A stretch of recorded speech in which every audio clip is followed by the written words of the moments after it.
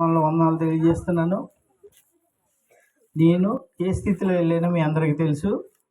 నేను కంపెనీ పెట్టేటప్పుడు దేవుడితో ఒకటే వాగ్దానం చేసుకున్నాను. నేను ఎంత సంపాదించినా నాకు వచ్చిన దాంట్లో 50% మీ సేవకే ఖర్చు పెడతానన్నాను. అది నా చుట్టాలకి బంధువులకి కాదు, ఎవరైనా బయట వాళ్ళైనా రక్త సంబంధులైనా నాకు అందరూ సమానమే. నేను దేవుడికి ఇచ్చాను. చాలామంది వాళ్ళ తమ్ముడికి ఇవ్వడు, వాళ్ళ బాబాయిలకి ఇవ్వరు, వాళ్ళ మేనత్తకి ఇవ్వరు. నాకు ఎవ్వరూ లేరు, అందరూ సమానమే. మనందరము దేవుడిలో సహోదరులై ఉన్నాం. ఇదొకటే నేను దేవుడికి వాగ్దానం చేశాను. ఎవరు నన్ను వచ్చి ఏది అడిగినా నేను వాళ్ళకి ఇవ్వాలి అంటే నాకు ఆ ప్రేరేపణ ఇవ్వాలి దేవుడు. లేదు, ప్రేరేపణ ఇవ్వలేదు, నాకు ఈ సహాయం కావాలయ్యా అని అంటే ఈ డబ్బు, ఈ పరపతి దేవుడు ఇచ్చింది నాకు, నా సొంతం కాదు. 3 రోజులు ప్రార్థన చేసుకుని అది దేవుడి చిత్తం అయితేనే నేను చేస్తాను. చాలా చోట్ల ఇల్లుగాడు కట్టించాను. ఎవరు తెలియదు, నాకు ముఖం తెలియదు. 7గురికి వేమూరు కాన్స్టిట్యున్సీలో 7గురికి అస్సలు ఏమి నాకు బంధువులు కాదు, చుట్టాలు కాదు. ఒక్కొక్కరికి 4 లక్షలు పెట్టి ఇల్లు కట్టించాను. ఎందుకు? ఆ దారే వెళ్తున్నాను, వాళ్ళ సమస్య చెప్పారు, నేను అక్కడికి వెళ్ళి చూశాను, చాలా బాధాకరంగా ఉంది. సరే దేవుడికి ప్రార్థన చేద్దామన్నాను. 3 రోజులు ప్రార్థన చేసుకున్నాను, దేవుడు కట్టించమన్నాడు. ఇక ఆలోచనే లేదు, కట్టించేసాను. ఒక చోట అయితే చావల్లో అయితే ఒక ఇల్లు కట్టిస్తే ఇల్లుకి అయింది 4 లక్షలు. చూస్తాను ఒక వచ్చిన వాళ్ళకి భోజనాలు పెట్టడానికి అయింది 5 లక్షలు. అయితే నన్ను ఎవరు బంధువులకి స్నేహితులకి ఇవ్వాలి అనేది నా ఆలోచన కాదు. దేవుడు ఆ సమయానికి ఎవరికి ఇవ్వమని ప్రేరేపిస్తే అది ప్రేయర్ చేసుకుని వాళ్ళకి ఇవ్వటం నా బాధ్యత. ఇది నా డబ్బు కాదు, దేవుడు నాకు ఇచ్చింది. నేను ఆయనకి ఇవ్వటం మొదలుపెట్టాను. నేను చర్చిలకి డొనేట్ చేస్తానన్నాను. నన్ను మల్లెపాడు ఇన్వైట్ చేశారు. మన ఏపీ మొత్తానికి కలిపి ఆనంద్ కుమార్ గారు అని జిఎస్టీ కమిషనర్, చాలా టాప్ లెవెల్ పెద్ద మనిషి, పెద్ద ఆఫీసర్ అయిన జిఎస్టీలో. అతను నన్ను ఇన్వైట్ చేశాడు. తమ్ముడు మా చర్చికి రా, ఒకసారి ప్రేయర్ ఒక సండే రోజు అన్నాడు. వాళ్ళ తాతగారు ఊరంట. వెళ్ళాం. నేను దేవుడితో చేసుకున్న వాగ్దానం ఏంటంటే, నేను ఆ దారే వెళ్తుంటే ఏదన్నా చర్చి కన్స్ట్రక్షన్లో ఉంది అని అంటే వాళ్ళు అడిగినా అడగకపోయినా నా కంటికి కనబడితే నాకు చేతనయ్యే సహాయం చేయాలి అనేది నా కోరిక. నేను 3,000 రూపాయలు ఉద్యోగస్తుల నుంచి ఇదే చేస్తున్నా.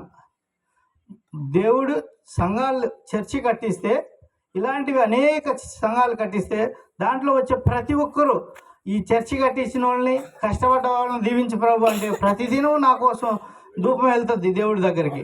సో ఆ విధంగా నేను చర్చిలే కట్టించాలి అని అనుకున్నా. దీంట్లో ఇంకోటి, దావీదు మహారాజ్ చాలా గొప్పవాడు. అందరూ 7 రోజులు 8 రోజులు తిరుగుతారు. అయితే ఇజ్రాయెల్ దేశంలో నేను 14 రోజులు తిరిగి వచ్చా. ఇజ్రాయెల్ దేశం మొత్తం యేసు ప్రభు తిరిగిన చోట దావీదు మహారాజు నాకు చాలా ఆయన్ని చూసి నేను ఇట్లా ఉండాలి, గొర్రెల కాపరి మహారాజు అయ్యాడు. ఎంత గొప్ప మహారాజు అయినా దేవుడిని ఆశీర్వదించేటప్పుడు, ఆరాధన చేసేటప్పుడు అన్నీ మరిచి నాట్యంతో చేస్తున్నాడు. మీకు ఉన్న వాళ్ళందరికీ చేతులు ఉన్నాయి, సరిగా చప్పట్లే కొట్టట్లా. నాకు అదే బాధగా ఉంది. దేవుడు మనకి చేతులు ఇచ్చింది ఎందుకు? ఆయన్ని గణపరచడానికి. పాస్టర్ గారులకి, విశ్వాసులకి ఎవరికి ఎగ్జామ్షన్ లేదు, అందరూ కొట్టాల్సిందే. దేవుడిని ప్రతి ఒక్కరూ గణపరచాలి చేతులతో. సో అట్లా నేను ఆ సంఘానికి వెళ్ళాను. వాళ్ళ చర్చి కన్స్ట్రక్షన్ ఉంది, నాకు తెలియదు. అక్కడికి వెళ్ళాను, చర్చిలో చెప్పాను. వాళ్ళు వెయిట్ చేస్తున్నారు. వాళ్ళు నేను తెలీదు, వాళ్ళు నాకు తెలీదు. సో ఇక్కడ చర్చి కడుతున్నారయ్యా, నేను నా వాక్యం నేను చెప్పి నేను ఈ చర్చికి కొంత అమౌంట్ డొనేట్ చేస్తున్నానని ఇచ్చేసాను.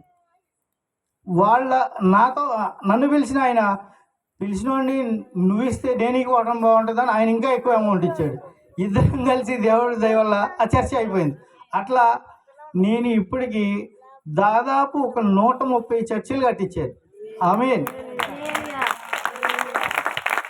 హైదరాబాద్లో ఒక చర్చి అయితే అప్పు చేసి మరి కట్టించాను. బజాజ్ ఫైనాన్స్లో లోన్ తీసుకుని కట్టించాను 2017లో.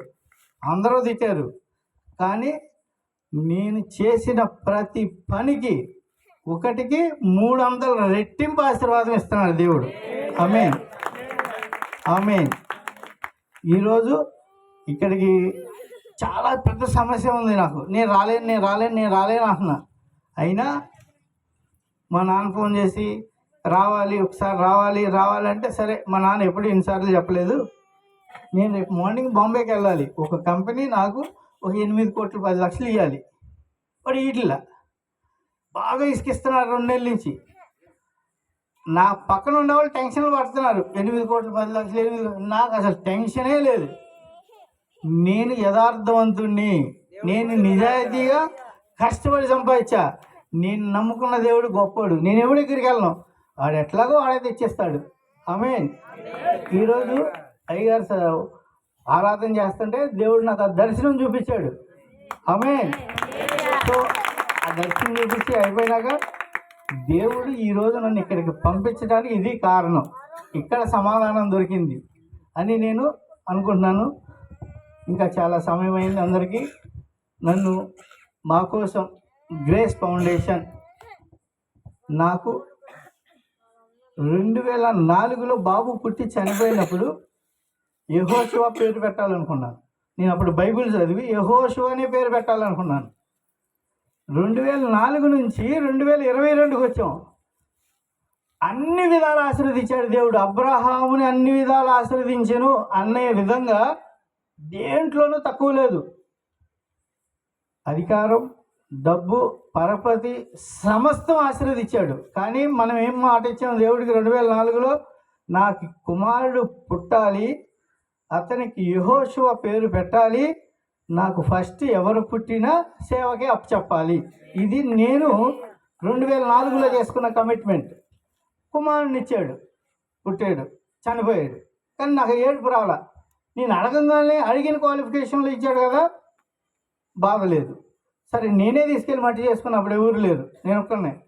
అయిపోయిన తర్వాత ప్రార్థన చేస్తూ ఉన్నాను. సరే చాలామంది ఒక రకంగా, ఇంకొకళ్ళు ఒక రకంగా అనుకున్నారు. నేనైతే ఒకటే నిర్ణయానికి వచ్చాను, కంటే ఒకటే కొడుకు, లేదా దేశం అంతా పిల్లలందరూ నా వాళ్ళే. ఆ కాన్సెప్ట్లో నేను గ్రేస్ ఫౌండేషన్ అని స్థాపించి ఎవరు కూడా నేను పడ్డ బాధలు పడకూడదు. 5,000 రూపాయలు డెలివరీ చేయడానికి లేక ఆ రోజులో గవర్నమెంట్ హాస్పిటల్కి వెళ్తే బాబు చనిపోయాడు. సో ఇట్లాంటి సిచ్యువేషన్, నాకు జరిగిన అన్యాయం ఎదుటోడికి జరగకూడదు. దానికి దేవుడు నన్ను చేసిన దానికి నన్ను ఆశీర్వదించిన కొలది అందరికీ సహాయం చేయాలి. ఇది కాన్సెప్ట్లో నేను గ్రేస్ ఫౌండేషన్ స్థాపించాను. కొన్ని చోట్ల ఎక్కువ ఆస్తులు సంపాదించాలి. నేను లేకపోయినా, నేను ఉన్నా లేకపోయినా, నా తర్వాత కూడా వాటి మీద వచ్చే అద్దులతో కానీ వేటితో అయినా కానీ కొన్ని లక్షల రూపాయలతో ఇది కంటిన్యూ అవ్వాలి, కొంతమందికి జీవితాలు ఇవ్వాలి అనే కాన్సెప్ట్తో నేను తయారు చేశాను. 2004లో ఎలాంటి బాబు పుట్టి చనిపోయాడు, 2022లో పుట్టు మచ్చలతో సహా అట్లాంటి బాబునే ఇచ్చాడు దేవుడు. ఆమేన్. హల్లెలూయా. 2021 సంక్రాంతి పండుగప్పుడు రాజమండ్రి వెళ్ళి జాన్ వెస్లీ అన్న దగ్గరికి వెళ్ళా, హుసన్న మినిస్ట్రీస్. ఆయన అక్కడ కూర్చున్నాడు, నేను ఇక్కడ ఉన్నా. మెయిన్ గేట్ దగ్గర ఉన్న ప్రేయర్ అయిపోయింది. సండే రోజు అందరికి ప్రార్థన చేస్తున్నాడు. నేను ఇక్కడ కూర్చుని, నన్ను ఎట్లా అన్నా కానీ జాన్ వెస్లీ అన్న పిలిచి నాతో మాట్లాడాలి ప్రభు అని నేను ఇక్కడ కూర్చొని ప్రార్థన చేస్తూ ఉన్నా. ఒక అరగంట తర్వాత నేను అట్లాగే ప్రార్థన చేసుకుంటే ఆయన ముందు చాలామంది ఉన్నారు. ఒక పాస్టర్ గారిని పంపించి అతను పిలుచుకురండి అన్నాడు. మెయిన్ గేట్లో ఉన్న నన్ను పిలిచాడు. ఏంటంటే ఇట్లా చెప్పాడు, సరే ఈవినింగ్ రండి, నేను మన ఇద్దరం కలిసి మాట్లాడుకుందాం అన్నాడు. అదే రోజు సాయంత్రం ఇద్దరం వెళ్ళాం. కరోనా టైంలో చాలా బాగా చెప్పాడు ఆయన వాక్యం ఆన్లైన్లో. ఆయన కలవాలి ప్రభు అనుకున్నా, కలిసా. ఆయనతో చెప్పాను, నేను కలిస్తే చాలు అనుకున్నానన్నా, మీతో భోజనం చేసి అదృష్టం ఇచ్చాడు దేవుడు. అట్లా 5 నిమిషాలు కలవాలనుకున్న వాడికి సాయంత్రం 8 గంటల నుంచి 11 గంటల వరకు మాతోనే స్పెండ్ చేశాడు ఆయన. గొప్ప అద్భుతం. ఆ రోజు అన్న చెప్పాడు, దేవుడు నీకు ఒక అద్భుతమైన బ్లెస్సింగ్ ఇస్తున్నాడని. నాకు అర్థం కాదు, ఇంకో బిజినెస్ వస్తుందేమో, ఇంకో బిజినెస్ పెరిగిద్దేమో అనుకున్నాను. కానీ దేవుడు కరెక్ట్గా మళ్ళీ 1 ఇయర్ తర్వాత 2022 జనవరికి కుమారుని ఇచ్చాడు. 2004లో ఎట్లా పుట్టాడో 2022లో కూడా సేమ్ పుట్టాడు. ఒకడే కొడుకు. మా నాన్నకి అందరికీ ఏంటి వారసుడు వచ్చాడు. కానీ నేను 2004లో ఏ వాగ్దానం చేసాము, కొడుకు పుడితే సేవే చేయాలి. కరెక్ట్గా 21వ రోజు చర్చిలోకి తీసుకెళ్ళి డెడికేట్ చేసేసాను. ఇతనిని సేవే చేపిస్తా, నా చేత అయినంత మట్టుకి. ప్రపంచంలో గొప్ప బైబిల్ ట్రైనింగ్ సెంటర్ ఎక్కడైతే ఉందో యుఎస్లో, అక్కడ ట్రైనింగ్ చేపించి దేవుడి సేవ చేపిస్తా అని అతన్ని సమర్పించేసేది సేవకి, యెహోషువ పేరు పెట్టి. మనం ఈరోజు రేపు ఆదివారం కానుక వేయాలి, శాలరీ వచ్చింది, దశమ భాగం తీస్తామని పక్కకు పెడతారు. చర్చికి వెళ్ళి కానుక వేసే టయానికి ఎవడో ఒకడు అడుగుతాడని ఈ దశమ భాగం తీసి పక్కకు పెడతారు. ఆ కడుపుల నొప్పి వచ్చిందని వాగ్దానం చేస్తారు, కడుపుల నొప్పి తగ్గంగానే మర్చిపోతారు. ఎప్పుడైతే మనం యథార్థంగా దేవుడి దగ్గర ఇచ్చే దాంట్లో కరెక్ట్గా ఉన్నామో ప్రతి విషయంలోనూ ఆశీర్వదిస్తాడు. ఆమేన్. నేను నమ్మినది, మనం యథార్థంగా దేవుణ్ణి ఏది అడిగితే అది వస్తుంది, అంతే. ఆమేన్. అది నా జీవితంలో జరిగింది. చిన్న చిన్న సమస్యలు వస్తాయి పోతాయి, ఎంత గొప్ప సమస్య వచ్చినా అది అక్కడ ఆగాల్సిందే. 2012లో చాలా పెద్ద సమస్య వచ్చింది. నేను ప్రార్థన చేస్తా ఉంటే, నీ ఏ దిగులు లేదు, నువ్వు ఎక్కడికి వెళ్ళినా నేను నా దేవత నీ కాపలా ఉంచాను పో అన్నాడు. నేను ఫ్లైట్లో తిరిగినా, బస్సులో వెళ్ళినా యాక్సిడెంట్లు అవుతాయని అట్లా భయపడి ప్రార్థన చేసుకుంటే, నీకు దేవదూతను కావాలని అన్నాడు. ఇది నిజమా లేదా అని ఇంకో పాస్టర్ గారి దగ్గరికి వెళ్ళి నాకు డౌట్గా ప్రార్థన చేయించుకుంటున్నా. నువ్వేం డౌట్ పడద్దు, నువ్వేది అడిగావో దేవుడు అది నీకు చేశాడు, నీకు దేవదూత కాపలి ఉంది పో అన్నాడు. మళ్ళీ ఇదే విషయం వెళ్ళి జాన్ వెస్లీ అన్న దగ్గర చెప్పా, ఆయన ప్రార్థన చేశాడు. ఇట్లా నేను ప్రతి నిమిషం ఎక్కువగా దేన్ని ప్రేమిస్తున్నావు, నువ్వు దేన్నైతే ప్రేమిస్తావో అది దేవుడి కన్నా ఎక్కువగా ప్రేమిస్తే అది ఆకాశ పక్షిలాగా ఎగిరిపోతుంది.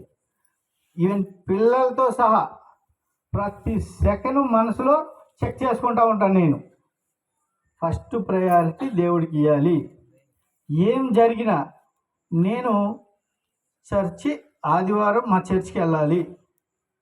మలేషియాలో సాటర్డే నైట్ ఫ్లైట్ ఎక్కి సండే మార్నింగ్ దిగి చర్చి చూసుకుని మళ్ళీ చర్చి అయిపోయినాక మళ్ళీ మలేషియా వెళ్ళేవాడిని. ఇప్పుడు గోవాలో గోవా నుంచి నైట్ వచ్చేసి చర్చి చూసుకుని మళ్ళీ ఎక్కడున్నా దేశంలో ప్రపంచంలో ఏ మూలలో ఉన్నా ఆదివారం మా చర్చికే అటెండ్ అవ్వాలి.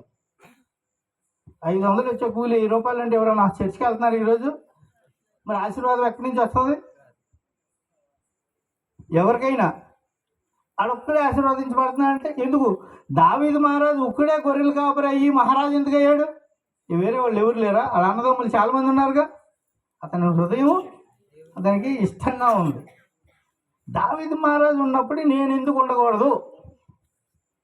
యెహోషువ దేవుణ్ణి ప్రార్థన చేస్తే సూర్యచంద్రుడు ఆపేశాడు. యెహోషువ మనిషిగా నేను కూడా ప్రార్థన చేస్తే ఎందుకు ఆగదు? ఈ పట్టుదల వచ్చి నీ యథార్థతగా నువ్వు దేవుణ్ణి అడిగితే జరిగింది. నా జీవితంలో అలాంటివి చాలా జరిగినాయి. ఇలా వెళ్తా ఉంటే ఆ కంపెనీ కాబట్టి ప్రభు అది దాంట్లో నాకు కావాలి బిజినెస్ అంటే సచ్చినట్టు అది నాకు వస్తుంది. ఎందుకు వస్తుంది? నేను ఎవరి దగ్గరికి వెళ్ళి అడగల. గ్రేస్, ఎప్పటికైనా ఒక కూతురు పడుతుంది, పేరు గ్రేస్ అని పెడదాం అని నేను ఈ పేరు పెట్టుకున్నాను, గ్రేస్ అని. కానీ చాలామంది అన్నారు, గ్రేస్ క్రిస్టియన్స్ కంపెనీ, నీకు ఎవడు బిజినెస్ ఇస్తాడు, నీ దగ్గరకు ఎవడు వస్తాడు, అదే మాట మాట్లాడారు. నేను ఒకటే మాట అన్నా, నేను మనుషులు నమ్ముకుని పెట్టట్లా, నేను నమ్ముకున్నవాడు గొప్పవాడు, ఆయనే చేస్తాడన్న. ఈ రోజుకి 2012 నుంచి 2025 13 సంవత్సరాలు ఒక్కరి దగ్గరికి వెళ్ళి నాకు ఈ బిజినెస్ ఇవ్వండి అని నేను అడగల. ఎవరైతే నాకు ఆ కంపెనీ బిజినెస్ కావాలి, మోకాళ్ళే ప్రార్థన చేయటమే, ఆ కంపెనీ వాడు ఎట్లన్నా కానీ నాకు ఫోన్ చేస్తాడు. అది నా నమ్మకం. ఆ విధంగా దేవుడు అన్ని విధాల, ఉదాహరణకి 3,000కు పనిచేసిన నేను 3 కోట్ల రూపాయల జీతాలు ఇచ్చే స్థాయిలో పెట్టాడు. ఆమేన్. ఎవరికి? దేవుడి కృప. ఒక్క నెలకి అంత జీతాలు మనం ఇస్తున్నాము అంటే ఎంతన్నా చెయ్యి, నువ్వు ఎక్కడన్నా తిరుగు, నువ్వు 1000 కోట్లు సంపాదించు, దేవుడి సంఘంలో కూర్చుని ఆయన ఆత్మతో సత్యంతో ఆరాధించి చప్పట్లు కొట్టుకోకుండా ఉంటే అది వ్యర్థం. మనం మనస్ఫూర్తిగా పూర్ణ మనసు, పూర్ణ హృదయం, పూర్ణ ఆత్మతో ఏం చేస్తున్నాం? ఖాళీ కూర్చుని వింటున్నాం, చప్పట్లు కొట్టట్లేదు. అసలు నాకు చాలా ఇష్టం. పాటలకి ఇంత మ్యూజిక్లు ఉన్నాయి, చేతులు ఉన్నాయి, చక్కగా పాటలు పాడేటప్పుడు చప్పట్లు కొట్టుకుంటే ఎంత ఆనందంగా ఉండేది. నాకు చాలా ఇష్టం ఇట్లా మీటింగులు పెట్టాలని. ఇంతకుముందు మీటింగులు పెట్టాను, చాలా పెద్దగా మీటింగులు పెట్టాను. ఇది కరెక్ట్ కాదు. ఒకడు వచ్చి బాగుందంటాడు, ఒకడు వచ్చి తిడుతున్నాడు. అసలు ఈ ఊర్లోనే చేయొద్దు. దేశం ఏమో కొట్టిపోయింది అనుకున్నారా? మా ఊరిలో ప్రతి ఒక్కరిని ఇట్లా మారుద్దాం అనుకున్నా. నాకు నచ్చలే. మనిషి ముందు ముఖస్థుతి అనవసరం. ముందు పొగిడి వెనక తిడితే నాకు తెలియదు అనుకుంటారు. నేను ఏది జరగాలన్నా ఫస్ట్ దేవుడిని అడిగే చెప్తా, ప్రభా ఏంటి పరిస్థితి అని. అట్లాంటప్పుడు ఒక్కొక్కరు హృదయం నాకు చూపించాడు దేవుడు. ఇట్లాంటి ఊరిలో నేను ఎందుకు చేయాలి దరిద్రం? కావాలంటే ఆ ఊరిని గంటలో మారుస్తా, కానీ నాకు చేయబుద్ధి కావట్లా. ఎందుకు? మనిషి ముందు మనిషి రకంగా ఉంటున్నారు. అట్లా ఉండొద్దు. మనం యథార్థంగా ఉన్న రోజు దేవుడు అన్నీ ఇస్తాడు. ఎక్కడో ఏ స్థాయిలో ఉన్నామో, ఏ స్థాయిలోకి తీసుకెళ్తున్నాడో చాలామందికి చెప్తున్నాను. చిన్న చిన్న మనస్పర్ధలు వస్తాయి, పోతాయి. అందరూ ఎప్పుడు దేవుడి దగ్గర ఏక మనసుతో ఉంటే ప్రార్థన జరిగింది. భార్యాభర్తలు ఇరువురు ఏక మనసు కలిగి ప్రార్థిస్తే జరగనిది ఏదీ లేదు. మా చర్చిలో మాకు చెప్పిన నీతులు, మా పాస్టర్ గారు చెప్పే వాక్యాలు ఈ విధంగా ఉన్నాయి. ప్రతిరోజు ఆన్లైన్ ఉండిద్ది, ప్రతి బుధవారం ఆన్లైన్ ఉండిద్ది, ప్రతి శనివారం ఆన్లైన్ ప్రేయర్ ఉండిద్ది, ప్రతి ఆదివారం చర్చిలో ఉండాలి.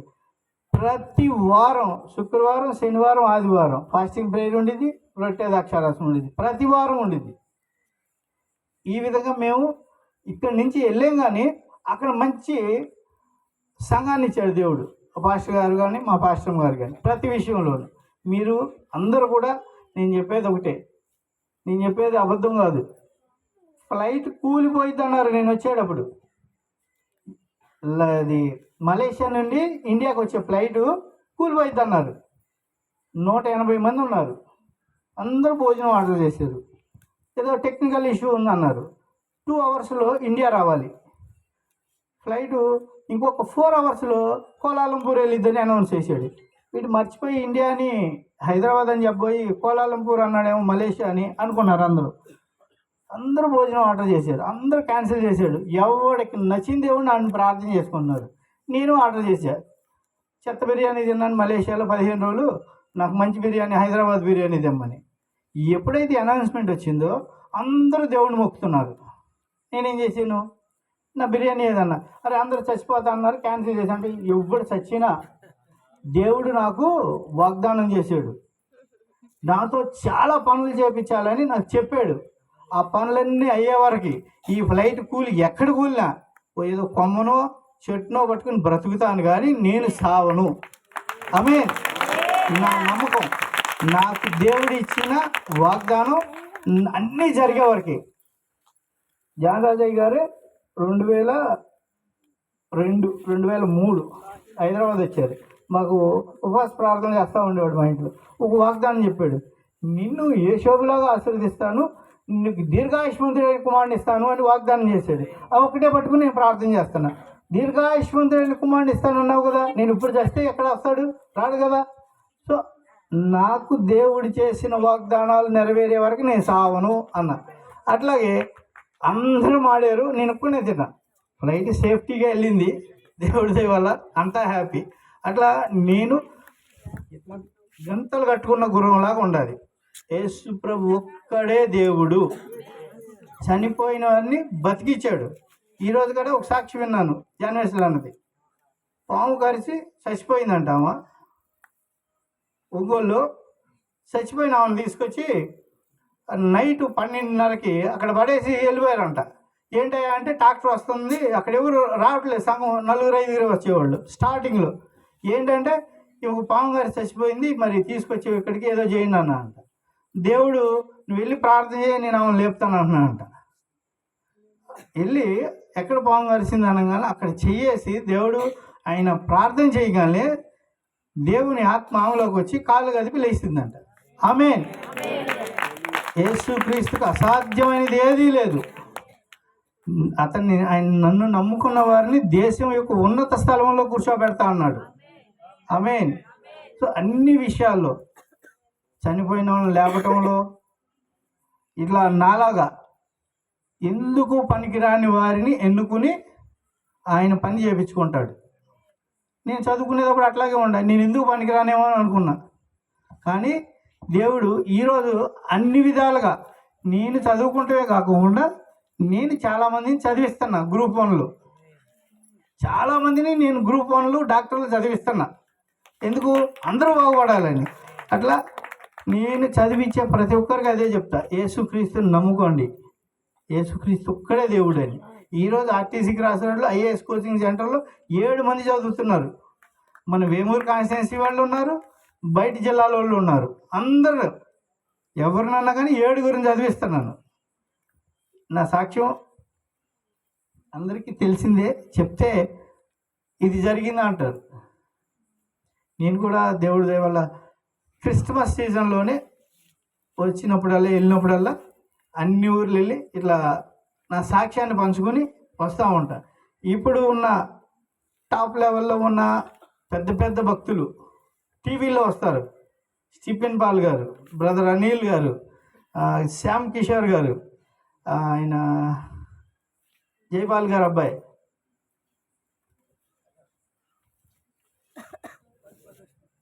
రాజ్ ప్రకాష్ పాల్, ఇట్లా ప్రతి ఒక్కళ్ళు బ్రదర్ మా చర్చికి వచ్చి ఒకరోజు నీ టెస్ట్ మనీ చెప్పు. నేను వాళ్ళ చర్చికి వెళ్ళి చెప్తే ఈ క్రెడిట్ అంతా వాళ్ళకి వెళ్ళిపోతుంది. ఎడ్వర్డ్ విలియం గారు అయితే రాజమండ్రి అంతర్వేదిపాలెంలో పిఎల్ పరంజ్యోతి అయ్య గారిది 75వ వార్షికోత్సవంలో నన్ను స్పీకర్గా పిలిచారు. అంటే టాప్ లెవెల్ పాస్టర్ గారులు అందరూ ఉన్నారు అక్కడ. ఈరోజు మనం అనుకునే మన్నా మినిస్ట్రీస్ వాళ్ళ కొడుకులు, వాళ్ళు పెద్ద పెద్ద వాళ్ళు అందరూ ఉండగా నాకు సమయం ఇచ్చారు మాట్లాడమని. నా ప్రార్థన విన్న తర్వాత, నా సాక్ష్యం విన్న తర్వాత ఆయన వచ్చి నా మీద సినిమా తీస్తాను ఒక డబ్బులు పెట్టి అని అంటే నాకు వద్దు అన్న.